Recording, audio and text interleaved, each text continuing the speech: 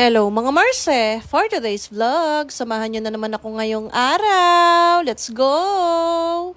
At yun mga Marse, ngayong araw maglilinis nga pala ako ng kwarto. Sandamakmak na ngayong kalat dito sa kwarto mga Marse, kaya kailangan na talagang linisin. Pagkaalis ko nga ng foam mga Marse, sobrang dami na palang kalat dito sa ilalim ng kama. At dahil hindi naman ako busy mga Marse, kaya naman lilinisan ko na itong kama. Meron nga rin akong binili sa TikTok mga Marse na talaga namang magagamit namin dito sa kwarto. Pinag-isipan ko nga muna mga Marse kung bibili ba ako nito.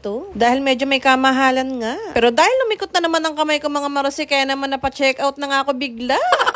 Pero charot lang mga Marse, kaya ako talaga binili ito dahil lumalaki na nga si Primo. Tapos sumusobra na nga rin yung kulit niya. Talaga namang sumasakit na yung mga balikat ko. Ikaw ba naman magpalaki ng 3 anak na lalaki? Diyos ko po na to.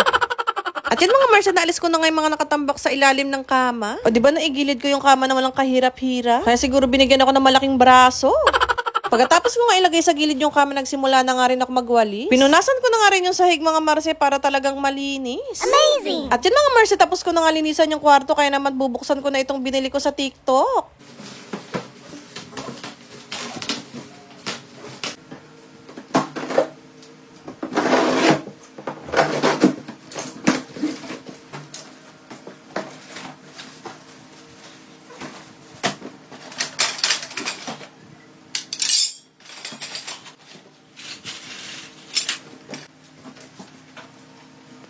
At yun mga Marse, ito nga pala yung binili ko, isang family size na playpen. Amazing!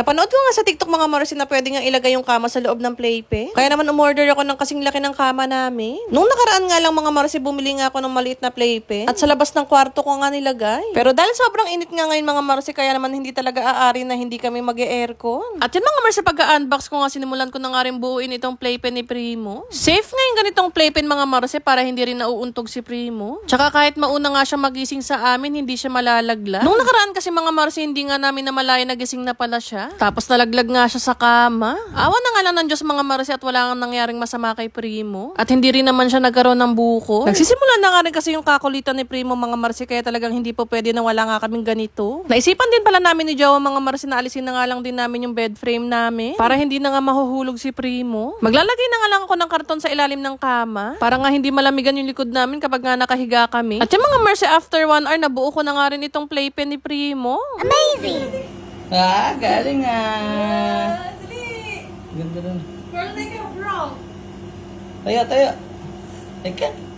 Halika, dali. Dali, bilis, bilis. Nga, halika nga dito. Halika nga. Bo. Oh, di ka na makalabas na.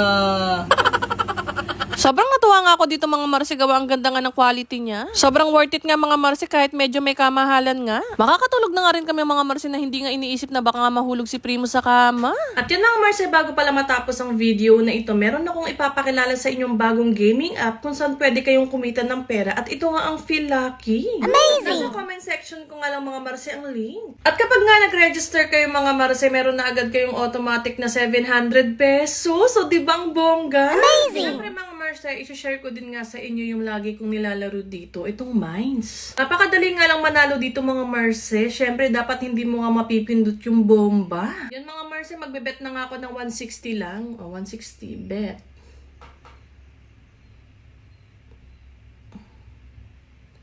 O, dala-dalawa lang gagawin ko mga Marse para mas madaling manalo. O, 222 na. Cash out. Kaya sa mga Marse ko dyan na gusto din manalo, nasa comment section ko lang ang link.